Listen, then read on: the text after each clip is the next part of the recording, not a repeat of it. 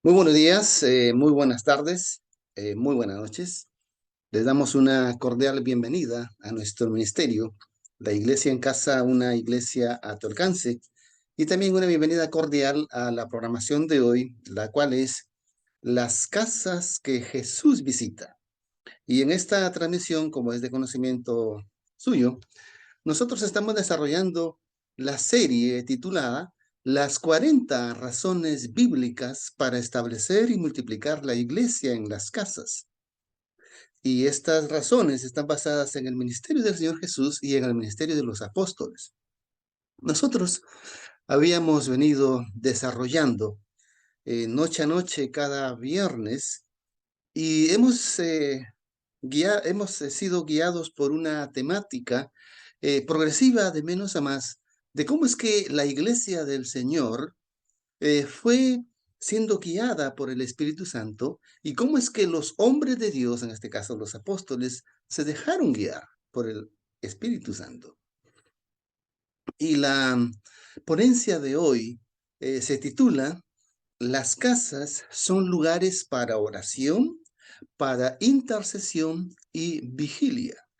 Y esto está basado en el libro de los Hechos, en el capítulo número 12 del libro de los Hechos, y los invitamos para que ustedes puedan abrir sus Biblias y podamos todos ubicarnos en esta experiencia muy hermosa que tuvo la iglesia, donde está aquí en operación el Espíritu Santo a través de su ángel que envía, y está también aquí a prueba la fe de uno de los grandes hombres de la iglesia, el cual fue Pedro, el apóstol Pedro, el discípulo del Señor Jesús.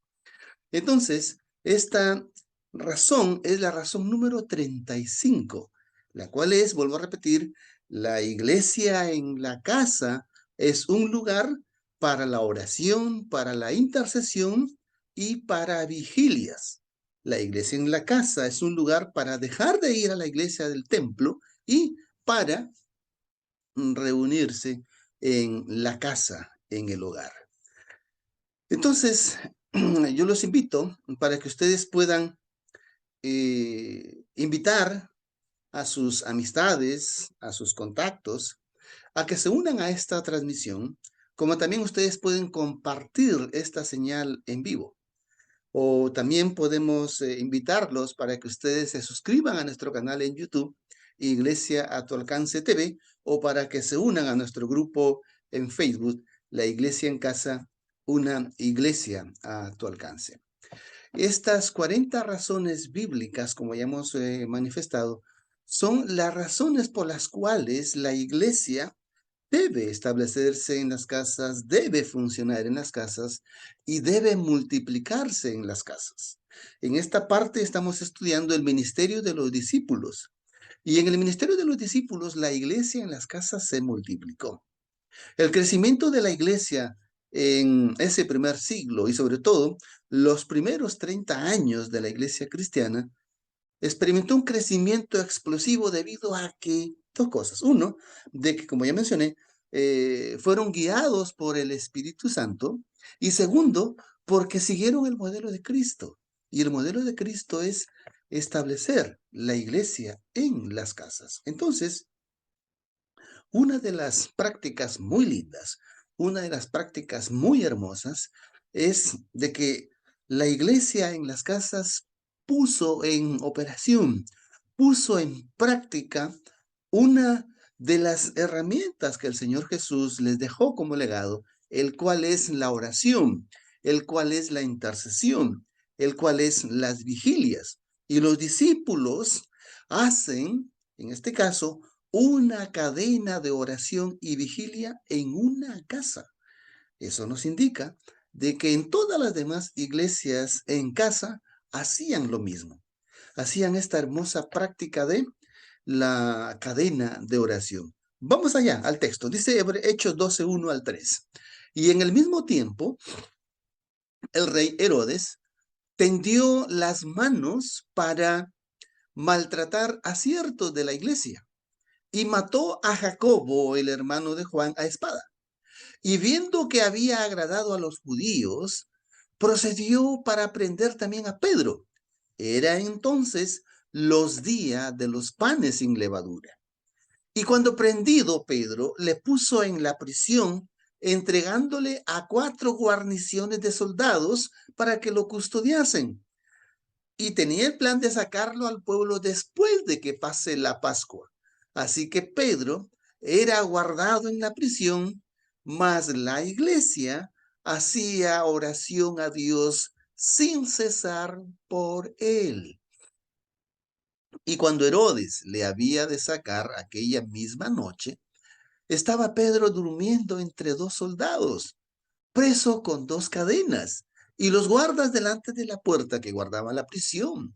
Y he aquí, el ángel del Señor sobrevino y una luz resplandeció en la prisión, e hiriendo a Pedro en el lado, le despertó, diciendo, levántate presto. Y las cadenas se le cayeron de las manos. Y le dijo el ángel, cíñete y átate tus sandalias, y lo hizo así. Y le dijo, rodea tu ropa y sígueme. Y saliendo le seguía. Y no sabía que era verdad lo que hacía el ángel, mas pensaba que él estaba viendo una visión. Y cuando pasaron la primera guarnición, la segunda guarnición, vinieron a la puerta de hierro que va a la ciudad, la cual se abrió por sí misma. Y salidos pasaron delante por una calle, y al instante el ángel se apartó de él. Entonces Pedro, volviendo en sí, dijo, ahora entiendo verdaderamente que el Señor ha enviado a su ángel y me ha librado de la mano de Herodes y de toda la expectación del pueblo de los judíos. Y habiendo considerado esto, llegó a casa de María, la madre de Juan, el cual tenía por sobrenombre Marcos, donde muchos estaban congregados y orando. Y tocando Pedro la puerta, salió una muchacha para ver quién era el que llamaba a la puerta. Esta muchacha se llamaba Rode. Y reconociendo la voz de Pedro, de gozo, no abrió la puerta, sino que corriendo regresó hacia adentro y dio la buena noticia de que Pedro estaba en la puerta. Y ellos le dijeron, estás loca. Mas ella afirmaba que sí, que era Pedro el que estaba en la puerta. Entonces ellos decían, de repente es su ángel. Mas Pedro perseveraba en tocar la puerta. Cuando abrieron la puerta, lo vieron, se espantaron. Mas él, haciéndoles señas con la mano a que callasen, les contó cómo el Señor le había sacado de la cárcel y dijo, hacer saber esto a Jacobo y a los hermanos, y salido se fue a otro lugar. Y luego que fue de día, había un no poco alboroto entre los soldados sobre qué es lo que se había hecho Pedro. Mas Herodes, cuando le buscó y no le halló, hecha inquisición de los guardas, los mandó a que los llevaran a la muerte, y descendió Pedro de Judea a Cesarea y se quedó allí. Nosotros en una presentación anterior habíamos mencionado que la iglesia fue objeto de una persecución. Y en este caso, eh, quien desató esa persecución era un hombre llamado Saulo de Tarso. Y en Hechos 8 se relata esta historia, donde Saulo de Tarso iba de casa en casa para prender a los eh, cristianos, a los creyentes. Pero de esa fecha hasta el capítulo 12 del libro de los Hechos, habían pasado más de 10 años. Y ya los discípulos, a raíz de esa persecución causada por Saulo de Tarso, salieron de Jerusalén, de Judea, de Samaria, y habían pasado ya casi territorio de Israel. En este caso, Pedro estaba en Filipo, estaba allí. ¿Recuerdan la presentación anterior cuando veíamos la historia de Nicodemo, que en casa de él fue escenario del derramamiento del segundo Pentecostés para los cristianos gentiles? Entonces, es allí, de continuo, que ocurrió esta historia. Pero como mencioné que la primera persecución fue causada por Saulo de Tarso, en esta segunda persecución para la iglesia fue desatada por Herodes. En este caso, Herodes era el rey de los judíos. Y Herodes era un enemigo de los cristianos, un enemigo de los apóstoles y un enemigo de la fe cristiana. ¿Y por qué? Porque ellos seguían enseñando y predicando de que Cristo era el Rey de reyes y Señor de señores, de que Cristo era el Mesías que había de venir y de que ese Cristo, pese a que sus enemigos lo crucificaron y le dieron muerte, ese Cristo resucitó y ascendió a los cielos. Y ese Cristo, mediante la obra del Espíritu Santo, estaba propagando la fe en todos los territorios donde llegaban los cristianos y donde llegaban los apóstoles. Entonces, como mencionamos, Herodes, que no quería saber nada con los apóstoles, entonces, en este caso, comenzó a desatar una persecución contra los apóstoles. Saulo, la persecución que desató fue contra los creyentes y hermanos. En este caso aquí, Herodes, demostrando algo más de estrategia inteligente, él dijo, voy a atacar a las cabezas, porque una vez que acabe con ellos, se acabará el cristianismo. Y dice el texto, vamos a leerlo, y en el mismo tiempo el rey Herodes tendió las manos para maltratar a ciertos de la iglesia. Es decir, esos ciertos de la iglesia eran los dirigentes, que en este caso eran los apóstoles. En este rey Herodes, era Herodes Agripa, era nieto de Herodes el Grande. Esto lo podemos ver en Mateo 2, 1 al 16. Entonces, este Herodes también era sobrino de Herodes Antipa. Recuerden que en ese tiempo pues eran dinastías las que gobernaban en los reinos. Y este echó mano a ciertos de la iglesia para maltratarlos. Y esta acción que hace este rey Herodes era con fines políticos, porque él quería quedar bien con los judíos y él quería quedar bien con el imperio de turno, quienes los dominaban. Y dice el versículo 2, y mató a Jacobo, el hermano de Juan, a filo de espada. Este Juan fue uno de los discípulos, perdón, este Jacobo fue uno de los discípulos que junto con su hermano Juan, junto con su madre de ellos, se acercaron a Jesús y le dijeron, cuando tú vengas en tu reino, cuando tú estés en tu reino, queremos que pongas a mi hijo este a la izquierda y este otro hijo a la derecha en tu reino. Y Jesús le dice, no saben ustedes lo que están pidiendo, porque ustedes van a ser bautizados con el bautismo de fuego. ¿Quieres saber qué cosa es el bautismo de fuego? En esta misma serie tenemos una presentación que habla acerca del bautismo bíblico, que son tres: el bautismo de agua, el bautismo de espíritu y el bautismo de fuego. Y aquí vemos que el bautismo de fuego era la persecución contra aquellos que estuvieron dispuestos como discípulos a seguir a Cristo. Y el bautismo de fuego era estar dispuesto a ofrendar su vida por la causa justa que es Cristo, el mensaje de salvación. Entonces, ¿a qué se cumplió con esta persecución? Herodes le da muerte a Jacobo. Este hecho, como ya mencionamos, era una maniobra política de Herodes, agradó a los judíos, porque los judíos, el pueblo, también eran enemigos de los cristianos. Y entonces él dijo, bueno, si les agradó que matara a uno de los 12, entonces ahora voy a matar a Pedro y así sucesivamente para que me gane toda la aprobación de ellos. El hombre humanamente puede planificar, puede maquinar, pero nadie puede contra los planes del Señor. Y fue el Señor que guió a su iglesia. Fue el Señor que permitía ciertas situaciones difíciles para que la iglesia despertara y para que la iglesia nunca perdiera su visión, nunca perdiera la misión. Entonces la pregunta es, ¿por qué en este caso no nombraron a alguien que reemplace a Jacobo? ¿Recuerdan que cuando se ahorcó Judas Iscariote nombraron a alguien que lo reemplazara?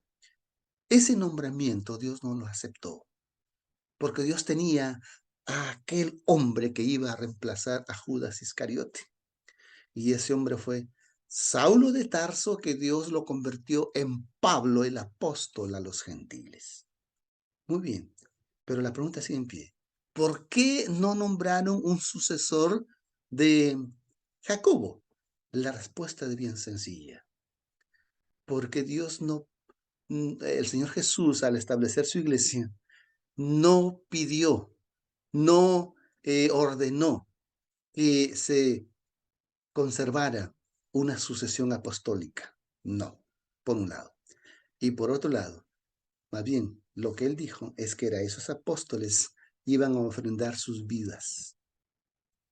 Y eso significaba de que hasta allí terminaba el ministerio apostólico. ¿Por qué?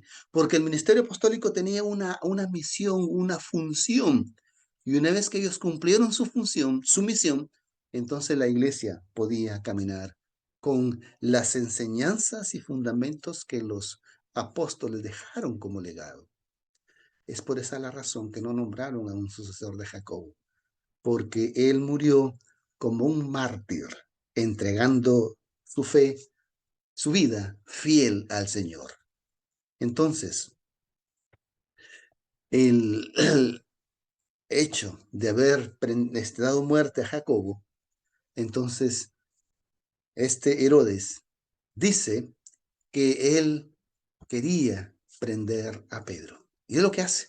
Lo toma preso, lo manda a prisión, lo encadena, lo pone tras soldados y miren lo que dice. Y viendo que había agradado a los judíos, procedió para prender también a Pedro.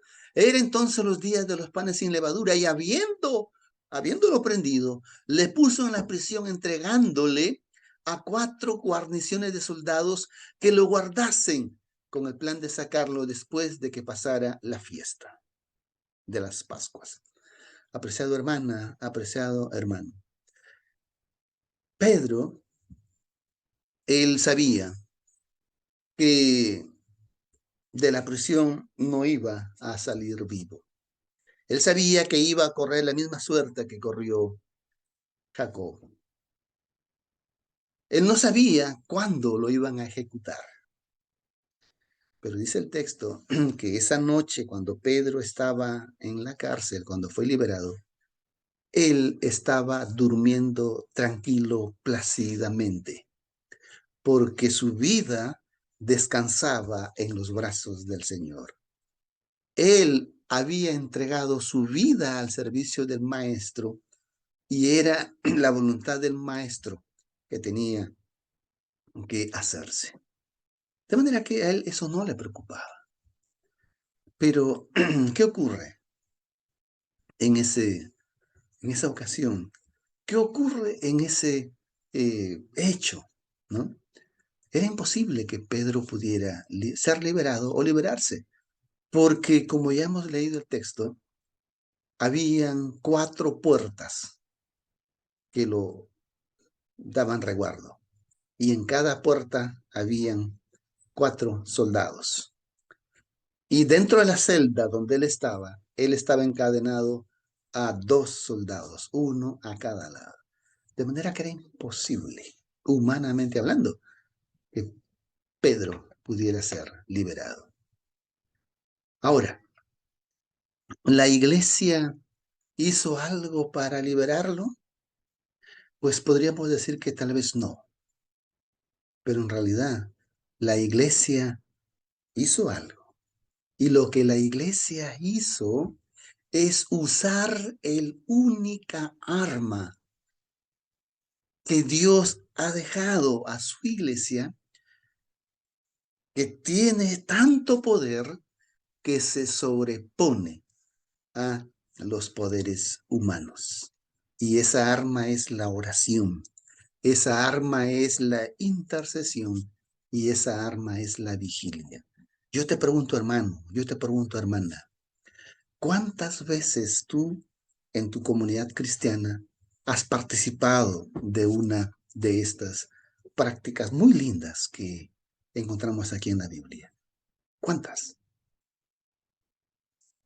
Pues yo no sé, pero si nosotros como cristianos hacemos lo que hizo esta iglesia se reunió en una casa, se reunió en la casa de María y en esa casa esta iglesia hizo esta plegaria de intercesión ante Dios, usando el única arma que da resultados. Y apreciado hermana, apreciado hermano, esta es una razón muy poderosa que el Señor nos anima para que podamos establecer una iglesia en nuestra casa. Y dice que la iglesia oraba sin cesar. Vamos a leer. Así que Pedro era guardado en la prisión, mas la iglesia hacía oración a Dios sin cesar por él. Herodes tenía soldados y tenía sus cárceles.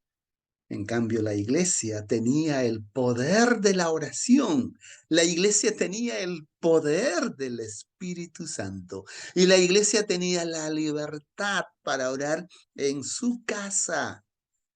Y las puertas del cielo se abren cuando la iglesia cae de rodillas en oración. La distancia más grande para alcanzar el cielo es la distancia que está entre el suelo y las rodillas. Cuando nosotros nos arrodillamos y oramos al Señor, alcanzamos el cielo y alcanzamos respuesta a la oración. Y aquí la iglesia hace oración y aquí enfatiza el escritor bíblico que lo hace sin cesar.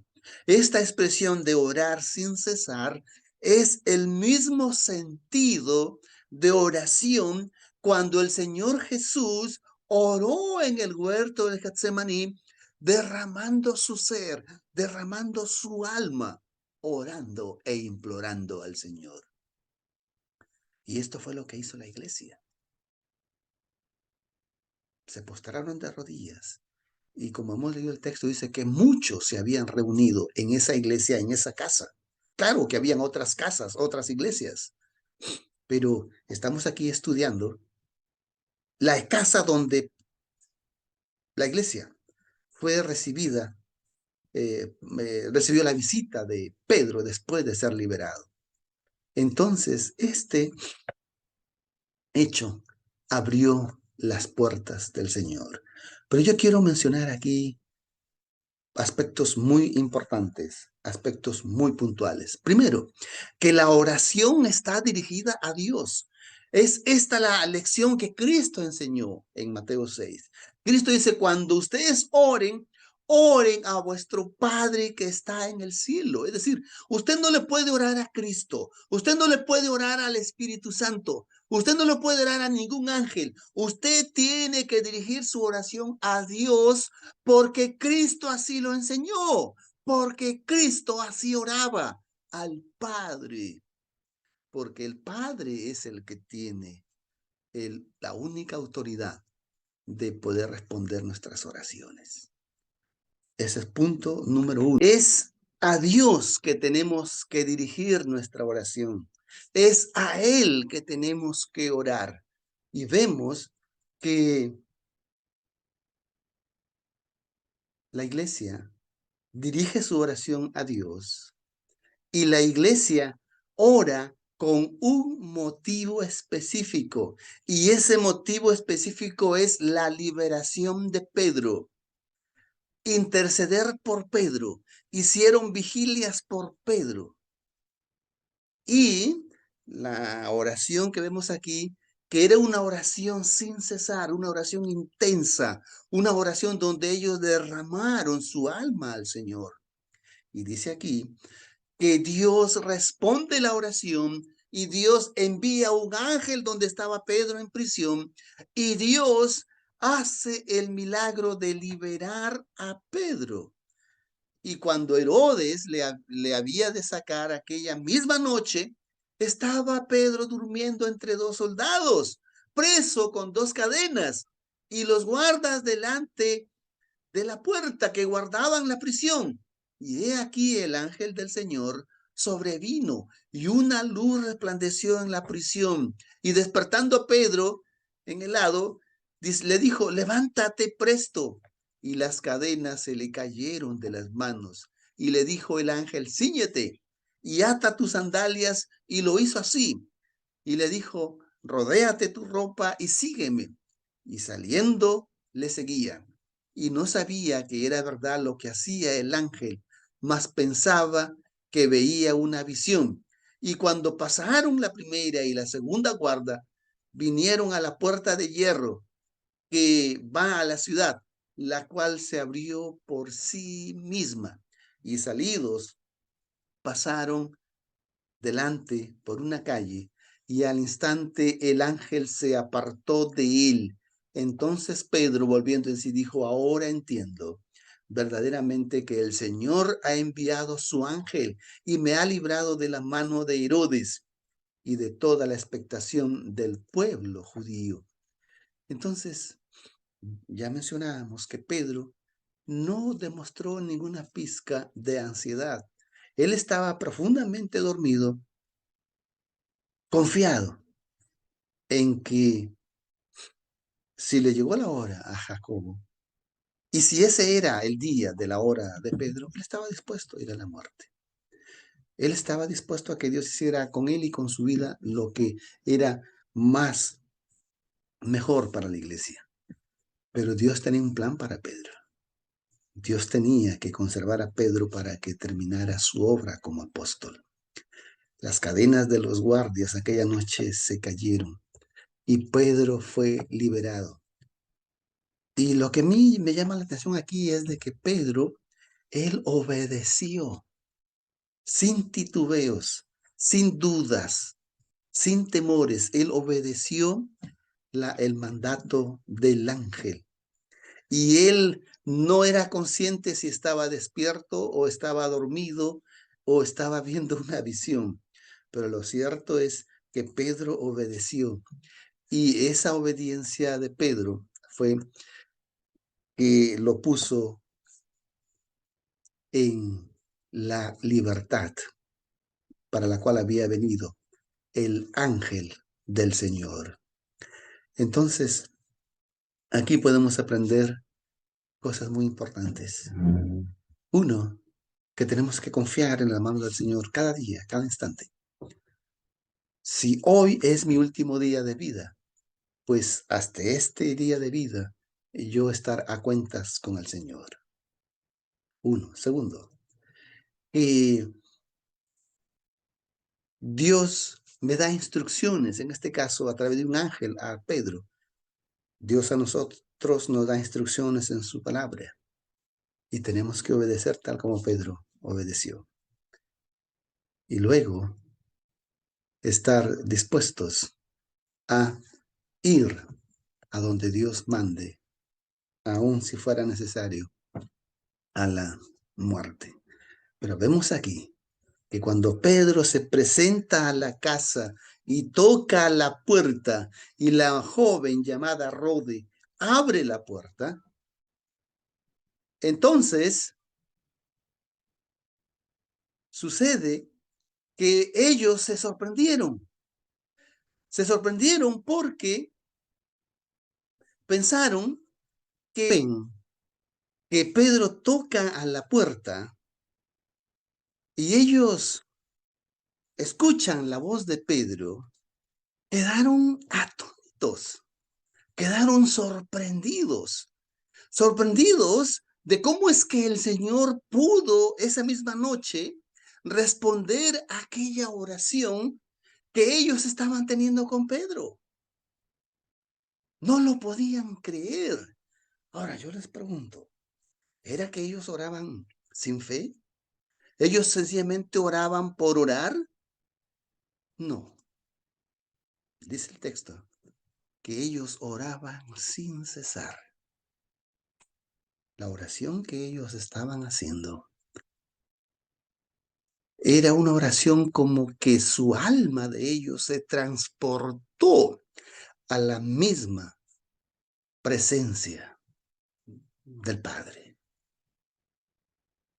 Y que cuando Dios responde esa oración, entonces, por así decirlo, al igual que Pedro, ellos no sabían si estaban en ese momento viviendo en tiempo real o estaban en éxtasis o estaban en visión. Pero si Dios respondió esa oración, es porque oraron con fe. De otra manera, Dios no lo hubiera respondido. Y entonces Pedro les hace señales para entrar. Y dice así, y habiendo considerado esto, llegó a casa de María, la madre de Juan, el que tenía por sobrenombre Marcos, donde muchos estaban congregados orando. Apreciados hermanos, esa iglesia en la casa no eran ni 10 ni 12. Dice que eran muchos y todos estaban orando a Dios. Estaban orando por un motivo específico que era Pedro y estaban orando sin cesar. La iglesia no sabía que Pedro era la última noche de vida en esa prisión. No sabía eso la iglesia. Quien sabía eso solamente era Herodes. Pero la iglesia se mostró en oración, intercediendo por Pedro. Nos enseña a nosotros que debemos practicar este bendito hábito de orar sin cesar, intercediendo en vigilia por un motivo específico y orar a la persona indicada, que es Dios. Esto es una gran lección para nosotros. Y dice que la muchacha, dice, sino que corriendo adentro dio la nueva que Pedro estaba de pie ante la puerta. Y ellos dijeron, estás loca. Mas ella afirmaba que así era. Entonces ellos decían, su ángel. Mas Pedro perseveraba en tocar la puerta llamando. Y cuando hubieron abierto, le vieron y se espantaron.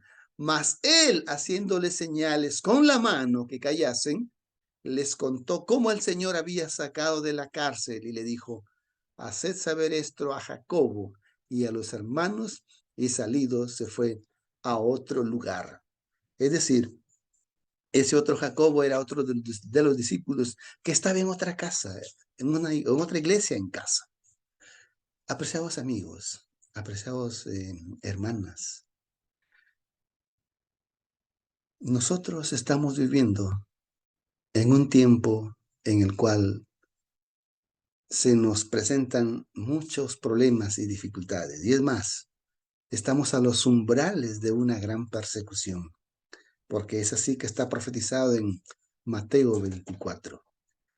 Y es tiempo de que volvamos a los tiempos bíblicos, a los tiempos de la iglesia apostólica, y que podamos tener estas lindas prácticas y productivas prácticas de orar en casa, de orar en familia, de orar en la iglesia en casa, a diario. En este caso, no nos dice qué día ellos estaban orando, pero como ya habíamos venido estudiando, la iglesia en casa se reunía todos los días en las casas, en la noche, después de la cena, para estudiar la palabra de Dios. Entonces, nos enseña a nosotros que necesitamos resucitar esta práctica de volver a los tiempos bíblicos, de reunirnos en casa, no como una célula, no como un grupo pequeño, no, como una iglesia en todo sentido de la palabra, tal como Cristo la instituyó, tal como los apóstoles la multiplicaron. Entonces, allí, en esa convivencia entre 10 o 12 hermanos, nosotros podemos experimentar esas bendiciones de lo que es una familia espiritual. La iglesia en casa es el modelo de iglesia de Cristo del Nuevo Testamento y para este tiempo. La iglesia en casa es para dejar de ir a la iglesia de templo y para hacer de nuestra casa una iglesia. Estas son nuestras vías de contacto para que nosotros podamos ayudarte y orientarte. Yo quiero terminar esta exposición diciéndote que es mi deseo y oración de que el Señor pueda añadir bendición a esta presentación y que pueda causar en ti un efecto positivo en tu madurez espiritual. El propósito de este ministerio no es que tú dejes tu fe o que dejes tu hábito de estudiar la Biblia y que sigas este modelo de estudio. Es todo lo contrario. Es de que tú puedas madurar espiritualmente, que tú puedas crecer espiritualmente, que tú te conviertas en una luz para otras personas. Si tú sientes, si tú crees que estas enseñanzas te están ayudando, queremos agradecer que tú también nos ayudes a nosotros cuando le das un like, cuando das un comentario, cuando tú compartes, cuando tú te suscribes a este canal, cuando tú invitas a otras personas para que se suscriban a este canal. Que el Señor te bendiga y te invitamos para la próxima transmisión, que será la transmisión número 36. Y estamos llegando ya casi al final de las 40 razones. Si eres tú que recién te conectas el día de hoy, te invitamos para que mires en nuestro canal todas las presentaciones. Te aseguro que va a ser una bendición para ti. Que el Señor te bendiga y que el Señor te ayude en tu vida espiritual.